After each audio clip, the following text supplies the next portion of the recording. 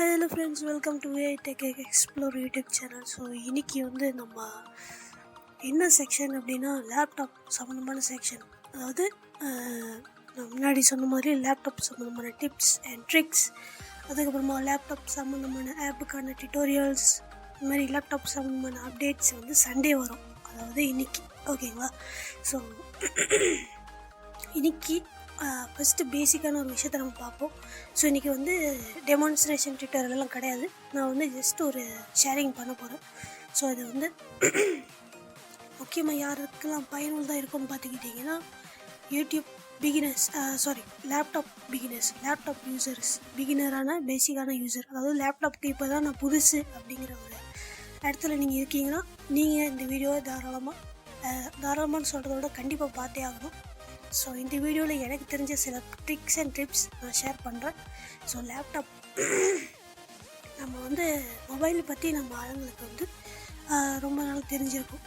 ஆனால் லேப்டாப் பொறுத்த வரைக்கும் இன்னுமே நம்மளில், அதாவது நம்ம பார்வை இல்லாத மாற்றுத்திறனாளிகள் மத்தியில் பார்த்திங்கன்னா ரொம்பவே கம்மியான யூசேஜ் தான் இருக்குது. அதுக்காக அறவே யூஸ் பண்ணுறதில்ல அப்படின்னு நான் சொல்ல மாட்டேன். யூஸ் பண்ணுறவங்களும் இருக்காங்க. ஆனால் மொபைலை கம்பேர் பண்ணும்போது லேப்டாப் அல்லது சுருக்கமாக சொல்லணும்னா கணினி, இந்த கணினி அப்படின்னு வரப்போ யூஸ் பண்ணாதவங்களும் சரி, அந்த கணினி சம்மந்தமாக எதுவுமே தெரியாதவங்களும் சரி, அந்த கணினி இல்லாதவங்களும் இருக்க தான் செய்கிறாங்க.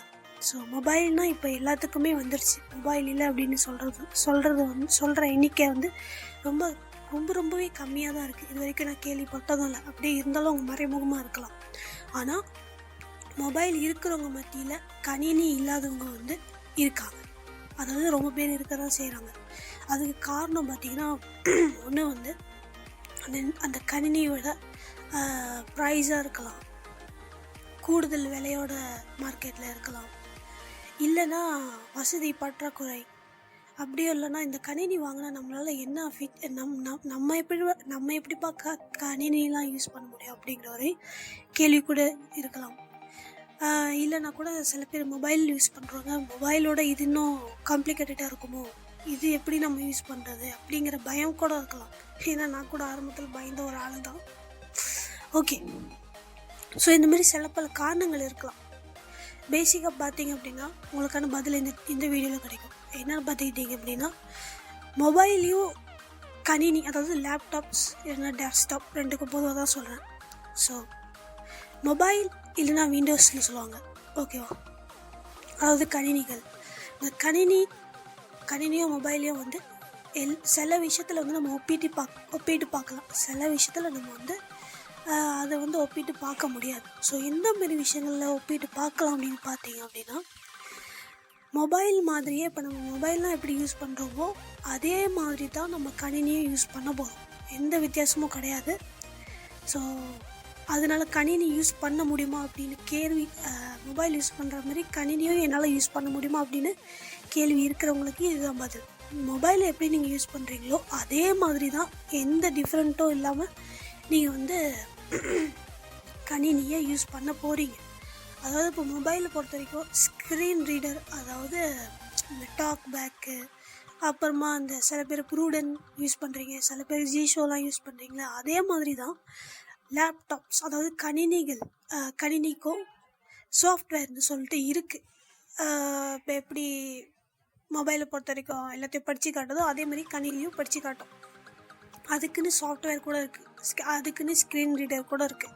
அதனால தாராளமாக நீங்கள் கணினியே வாங்கலாம், சரிங்களா. இப்போ அந்த கணினிக்கான ஸ்க்ரீன் ரீடரோட பேர் என்ன அப்படின்னு கேட்கலாம். இப்போ மொபைலை பொறுத்த வரைக்கும் டாக் பேக் இருக்குது, அப்புறமா ஜிஷோ இருக்குது, இப்போ அப்புறமா இந்த ப்ரூடன் இருக்குது. அதுவே கணினியை பார்த்தீங்கன்னா NVDA சாஃப்ட்வேர் இருக்குது, அதாவது நான் விஷன் டெஸ்க்டாப் ஆக்சஸ் அப்படின்னு சொல்லுவாங்க. இது ஃப்ரீயாகவே நீங்கள் யூஸ் பண்ணிக்கலாம். ஆனால் டொனேஷன் கொடுக்கணும்னு நினச்சிங்கன்னா கூட கொடுக்கலாம், இல்லைன்னா ஃப்ரீயாக கூட யூஸ் பண்ணிக்கலாம். அது ஓப்பன் சோர்ஸ்னு சொல்லுவாங்க, அதாவது ஃப்ரீ ஆஃப் காஸ்ட். நீங்கள் ஃப்ரீயாகவே இது யூஸ் பண்ணிக்கலாம். உங்களுக்கு டொனேட் பண்ணணும்னு விருப்பம் இருந்தால் மட்டுமே நீங்கள் பண்ணலாம். இல்லைன்னா நீங்கள் தாராளமாக எப்போதும் போல் எல்லா ஃபீச்சரையும் யூஸ் பண்ணிட்டு போயிட்டே இருக்கலாம் ஃப்ரீயாக, ஓகேங்களா. இன்னொன்று பார்த்தீங்கன்னா ஜாஸ். ஸோ அதுக்கான ஃபுல் என்ன சொல்கிறது, ஃபுல் சென்டென்ஸ் வந்து எனக்கு தெரியல. ஸோ அந்த ஜாஸ் பார்த்தீங்கன்னா, ஜாஸ் பொறுத்த வரைக்கும் அது பணம் கட்டி யூஸ் பண்ணுற மாதிரி தான் இருக்குது. ஏன்னா அது வந்து ஃப்ரீ கிடையாது. கிராக்கோடு இருக்குது. மோஸ்ட்லி கிராக் யூஸ் பண்ணுறவங்களும் இருக்க தான் செய்கிறாங்க, பணம் கட்டி யூஸ் பண்ணுறவங்களும் இருக்க தான் செய்கிறாங்க. ஆனால் இந்த NVDA பொறுத்த வரைக்கும் கிராக் கிடையாது. ஏன்னா அது ஃப்ரீ அப்படிங்கிறதுனால உங்களுக்கு வந்து சாய்ஸஸ் இருக்கும். டொனேஷன் கொடுக்கணுன்னா கொடுக்கலாம், இல்லாட்டி இல்லை. ஸோ இப்படி இருக்கிற பட்சத்தில் நீங்கள் தாராளமாக கணினியை வாங்கி யூஸ் பண்ணலாம். ஏன்னா மொபைலுக்கும் இதுக்கும் யூசேஜ் அளவில் எந்த டிஃப்ரென்ஸும் கிடையாது. அதாவது ரெண்டுத்துக்குமே நம்ம ஸ்க்ரீன் ரீடர் தான் பயன்படுத்த போகிறோம். ஓகேங்களா? ஸோ அது இன்ஸ்டால் பண்ணக்கூடிய ப்ரொசீஜர் கொஞ்சம் டிஃப்ரெண்ட்டாக இருக்கும், ப்ளஸ் அதோட சோர்ஸஸும் கொஞ்சம் டிஃப்ரெண்ட்டாக இருக்கும். அவ்வளோதானே தவிர மற்றபடி மொபைலை 100% நீங்கள் எப்படி யூஸ் பண்ணுறீங்களோ அதே மாதிரி தான் நீங்கள் ஸ்க்ரீன் ரீடரை வச்சு, அதாவது கணினிக்கு தேவையான ஸ்க்ரீன் ரீடரை வச்சு நீங்கள் வந்து அந்த கணினியை யூஸ் பண்ண போகிறீங்க. பெருசாக எந்த டிஃப்ரென்ஸும் கிடையாது, பயப்படவும் தேவையில்லை. ஸோ இது கணினியை பார்க்கும்போது காம்ப்ளிகேட்டடாக இருக்கிற மாதிரி இருக்கும், ஆனால் ஆக்சுவலாக வந்து அது கிடையாது. நம்ம எக்ஸ்பீரியன்ஸ் பண்ணாலும் சரி, நம்ம அதை யூஸ் பண்ணி பார்த்துட்டாலும் அது வந்து நல்லாவே நமக்கு சூட் ஆகிரும். மொபைல் மாதிரி தான் இது யூஸ் பண்ண முடியுது அப்படிங்கிற தாட்டுக்கு நீங்கள் வந்துடுவீங்க. நானும் அந்த தாட்டில் தான் இருக்கேன். அதனால தான் இப்போ உங்களுக்கு இந்த டிப்ஸ் அண்ட் ட்ரிக்ஸ்லாம் சொல்லிகிட்ருக்கேன். ஸோ இவ்வளோ விஷயங்கள் நம்ம வந்து இந்த வீடியோவில் கவர் பண்ணியாச்சு. அதாவது ஏன் வந்து நம்ம மாரி ஆளுங்களுக்கு முக்கால்வாசி கணினி இருக்க மாட்டேங்குது, அப்புறம் கணினியை வந்து நம்ம யூஸ் பண்ணோன்னா எப்படி யூஸ் பண்ணலாம், அந்த யூஸ் பண்ணணுன்னா அதுக்கான ஸ்க்ரீன் ரீடர் சாஃப்ட்வேரோட பேர் என்ன அப்படிங்கிறது வரைக்கும் நம்ம பார்த்தாச்சு. ஸோ இது ஒரு பிகினிங்காக இருக்கட்டும். ஏன்னா முக்கியமாக பேசிக் யூஸராக இருக்கிறவங்களுக்காக இருந்தாலும் சரி, அட்வான்ஸாக இருந்தாலும் சரி, யாருக்காகவே இருந்தாலும் ஒரே வீடியோவில் எல்லாத்தையுமே சொன்னால் புரிஞ்சிக்கவும் கொஞ்சம் கஷ்டமாக இருக்கும். ப்ளஸ் வீடியோ டியூரேஷனும் அதிகமாகும். அதனால் இது வரைக்கும் நான் சொன்னது எல்லாமே உங்களுக்கு புரிஞ்சிருக்கோம் நம்புகிறேன். ஸோ இதுக்கப்புறம் வந்து அடுத்த டியூட்டோரியலில் வந்து நம்ம ஒரு டிப்ஸை பார்க்க போகிறோம். என்னென்னா, லேப்டாப்பில் என்னென்ன மாதிரியான விதங்கள் இருக்குது, அதாவது கணினிகளில் என்னென்ன மாதிரியான விதங்கள் இருக்குது, அது ப்ராசஸர், அதெல்லாம் பற்றி நம்ம அடுத்தடுத்து வரக்கூடிய வீடியோஸில் பொறுமையாக பார்க்கலாம்.